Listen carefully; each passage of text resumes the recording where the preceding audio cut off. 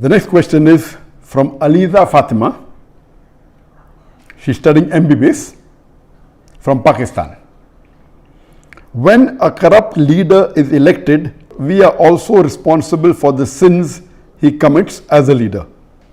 What should be our priorities while electing a leader? In today's circumstances, when we cannot find a loyal and honest leader, what should we do? Should we give our vote or waste our right to elect? A similar question is posed by Majid Khan from Hyderabad, India. What are the qualities we should look for in today's age for selecting a leader for the Muslims? According to me, Dr. Zakir Naik would be my best choice to lead the Muslim Ummah today. Basically, the question posed here is that in today's world, most of the Muslim leaders are dishonest, they are corrupt. So who should we choose? Or should we let our vote go in waste? And the second question is that what are the qualities that a Muslim leader should have? And the brother suggested that I should be the leader, which will come to it later on, which I'll answer inshallah. As far as what should the qualities of a Muslim leader be, is the best exemplary Muslim leader in the world is our beloved Prophet Muhammad. That's the reason Michael H. Hart, he places him number one in the list of 100 most influential human beings in the history of humankind. Imagine he being a non-Muslim places Muhammad as number one, and he says that Prophet Muhammad, peace be upon him, was not only successful as a religious leader, he was even successful as a social and a political leader. Because of that, he placed him number one. That he was not only a successful religious leader, he was also a successful social and a political leader. So the best example of a political leader in the world today we have is Prophet Muhammad, peace be upon him. After that, we have the example of the Khulafa Rashidin, Hazrat Abu Bakr, Hazrat Umar, Hazrat Usman, Hazrat Ali. They are best examples for us after the Prophet. And that's the reason Michael H. Hart, he places Umar al-Khattab radiallahu anh, may Allah be pleased with him, as number 51, because he was a very successful leader. So if today, unfortunately, I don't know of any Muslim leader who is anywhere close to the quality of leadership of Prophet Muhammad, not even 0.001%. Leave aside that, not even close to Hazrat Umar radiallahu anh. Umar bin Khattab, mashallah, he was so successful that he expanded the Muslim empire, mashallah. And if you read his seerah, you will find the example how a Muslim leader should be. Unfortunately today, none of the Muslim leaders, we have about 56 to 57 countries in which majority of the people are Muslims. In some country 100%, some more than 95, some more than 90, some more than 50%. There are about 57 countries in the world out of a little bit more than 200 countries. That means more than 27% of the countries in the world, there are countries in which Muslims are in majority. Unfortunately, none of these leaders are anywhere close to Umar al-Khattab radiallahu anh. Nowhere close. And if you read the seerah of Hazrat Umar, may Allah be pleased with him, he told his family that if any of my family members break any of the rules, they will get double punishment, because the family of a caliph should be following the rules much more than others. If they break any rule, they will get double punishment. And you have several examples. Unfortunately, we find today that most of the Muslim leaders, they are more, as the sister rightly asked the question, that most of them are corrupt, most of them are dishonest, they are involved more in making money for themselves, unfortunately. Just let me give you one example of Hazrat Umar radiallahu anh. That when he was the Khalifa, he had two of his sons, Abdullah and Ubaidullah, may Allah be pleased with them both. When they went to the governor of Basra, when they were passing Basra, the governor called them and he was very happy to meet them. He He said, what can I do for you? Then he said, why don't you give this amana to Amirul Mu'minin, to your father, the Umar al-Khattab radiallahu anhu.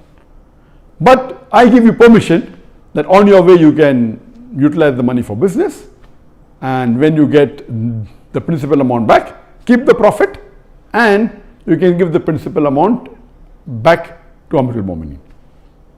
So both the sons of Umar radiallahu anhu, they take the money, and on the way they do business and they get a huge profit, and they go and give the principal amount to their father Amirul Mu'minin, and they say, this is what the governor of Basra said, and this is the amana. So Hazrat Umar was angry, and he asked his sons that, did the governor give this money to somebody else? They said no. So how come he has given it to you? So Umar radiallahu anhu commanded to his sons that give the principal amount as well as the complete profit. Give everything to Baitul Mal. Then the people who were close to Hazrat Umar radiallahu anhu, the other Sahabas, they told that this is a business deal and the permission was given by the governor. So what is their fault? And if it's a business deal, we are allowed to do that. So finally, after a lot of discussion, when they said that, he should change his ruling, then Hazrat Umar radiallahu anhu said, okay, fine, give 50% of the profit to the Baitul Mal.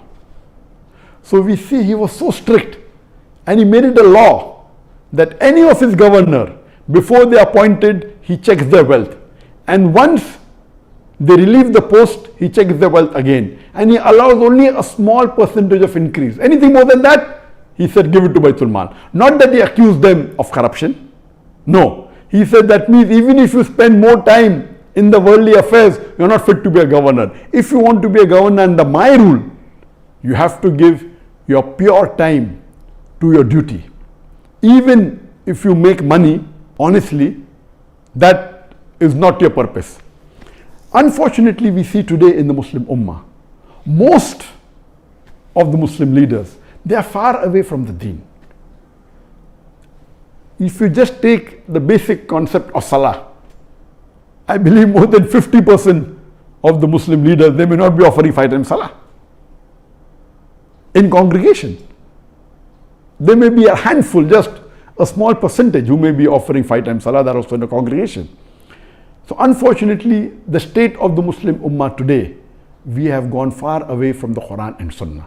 That's the reason we have today, that the situation that the Ummah is in today, because we have gone far away from the Quran and the Sunnah, we have gone far away from the teachings of Allah subhanahu wa ta'ala and the teachings of beloved Prophet Muhammad sallallahu alaihi wasallam. And I do agree with the sister that today, unfortunately, the choice that we have is so limited, and unfortunately most of them would not fit the criteria of how a Muslim leader should be as per the Quran and Sunnah. So what should we do in this situation? What we have to do is that we have to select the best of the worst. And if we analyze, as I mentioned, that almost all the leaders, they don't have the qualities that a true Muslim leader should have, like Hazrat Umar radiallahu anhu, or even a small percentage, not even 2% of the quality of Hazrat Umar radiallahu anhu. So what we have to do, we have to select the best of the worst. And I do agree with the sister that almost all of the Muslim politicians, they are corrupt, whether it be financially, whether it be with Iman, they are, almost all. There may be 1 or 2 or 3 exceptions to the rule. So what should we do in this situation? As I mentioned, we should select the best of the worst. Number 1, according to me, is that select that Muslim leader who is becoming a leader on the Islamic card. That he's proud to be a Muslim, and he says that I'm proud to be a Muslim and I will uphold the Islamic law. Whether he does or not is secondary. Because in today's world, the basic rule for a politician today, unfortunately, is that he has to maintain his chair by hook or by crook. It may go against his set of rules, it may go against his deen, it may go against his family. As long as he is sitting on the chair, he is happy. So he will do anything to maintain his chair. Because of this reason, my first advice is that if two Muslim leaders are standing, select that Muslim leader who openly says that he is proud to be a Muslim and he is coming on the Islamic card. He may or may not be a practicing Muslim, that is secondary. I will go to the extent of saying that if there is one Muslim leader who is practicing Islam 20%, but is coming on the secular card, he is not saying that I will protect the Muslims, I will follow Islam. And there is another Muslim leader who is following 10% of Islam, but is coming with the Islamic card. He is openly saying that I will protect the religion of Islam, I will protect the Muslims.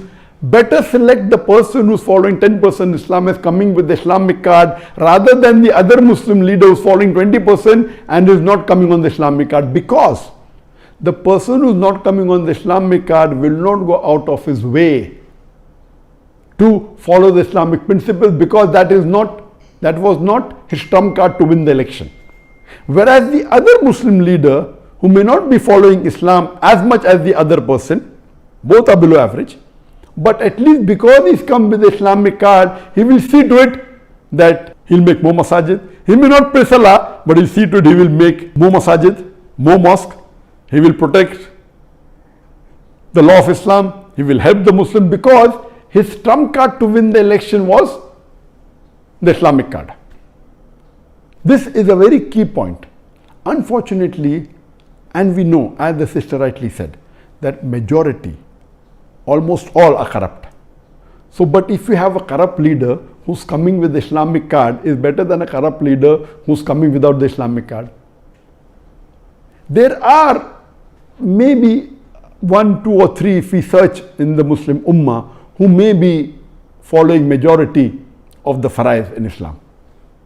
But they may not be having the acumen to be a good leader.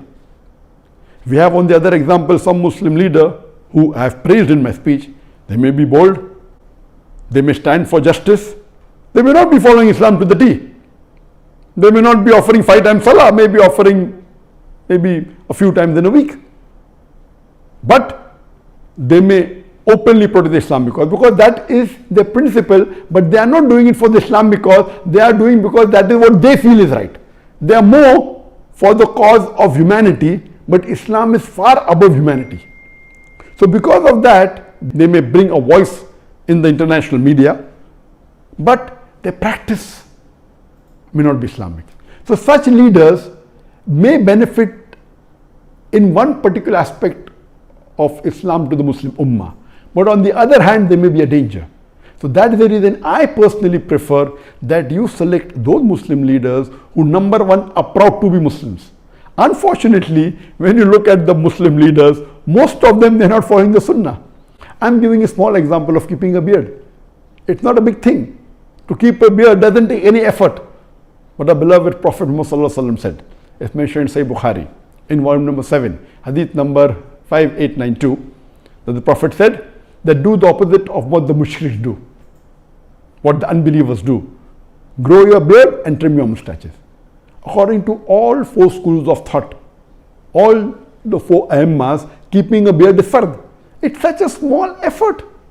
But yet, unfortunately, majority, more than 75% of the Muslim leaders who are men, they don't have a beard. Why? That means they're not proud to be Muslims. That doesn't mean if you keep a beard, you have fulfilled all the requirements. No, please don't get me wrong. In requirements, you have to follow the 70 major sins and see how good the person is. So what we have to realize, my basic point here is that select those Muslim leaders who are proud to be Muslims, even though they may be less in practice. A person who is proud to be a Muslim and a practicing Muslim, it is the best. Who's practicing and doing all the faraiz? I don't think so. If you search, you may find 1 or 2, but they may not be good leaders, but they may be following the faraiz. So here, see to it that you elect those who are coming with the Islamic card and those who are proud to be Muslims and present themselves as Muslims, are not shy when they meet the non-Muslim leaders. They are not shy to present themselves as Muslims. Now coming to the second part of the question, that these criterias, the best is read the seerah of the Prophet and seerah of Hazrat Umar radiallahu anhu, Hazrat Abu Bakr, Hazrat Usman, Hazrat Ali, and you see the examples in their life, how honest. And none of these leaders, they wanted to become leaders.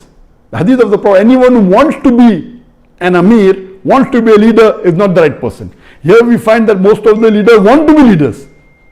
In the Islamic teachings, a person who himself wants to be a leader should not be made the leader. The other people who make him, and all the Khalifas, they were made by others. And you have these examples.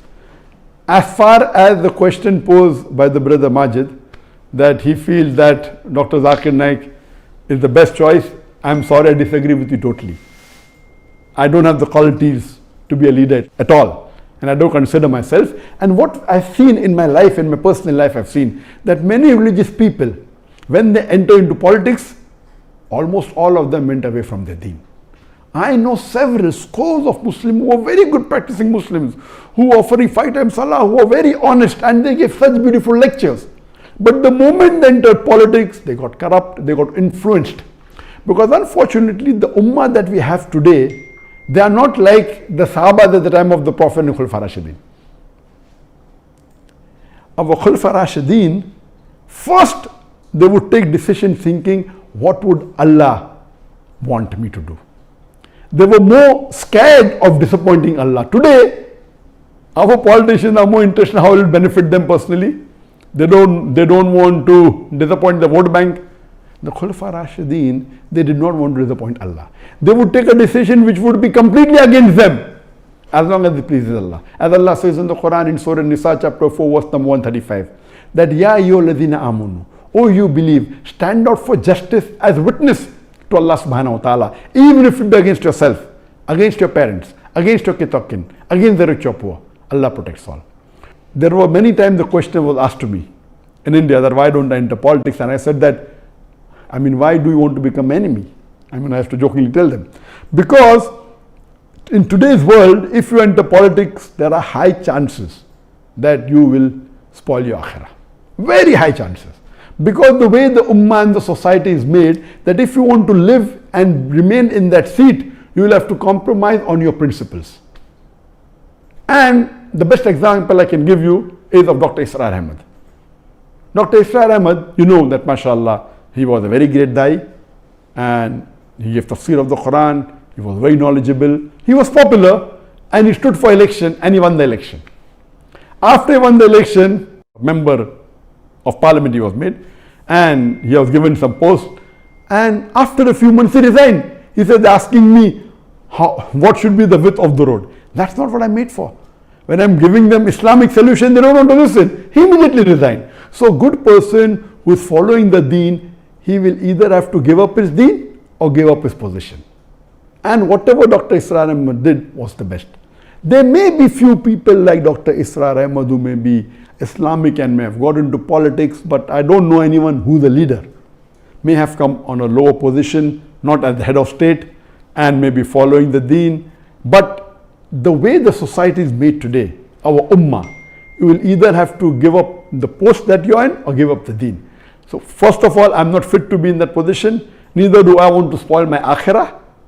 I'm very happy in being a dai, and I'm very satisfied with Allah subhanahu wa ta'ala, whatever ni'mah He has given me.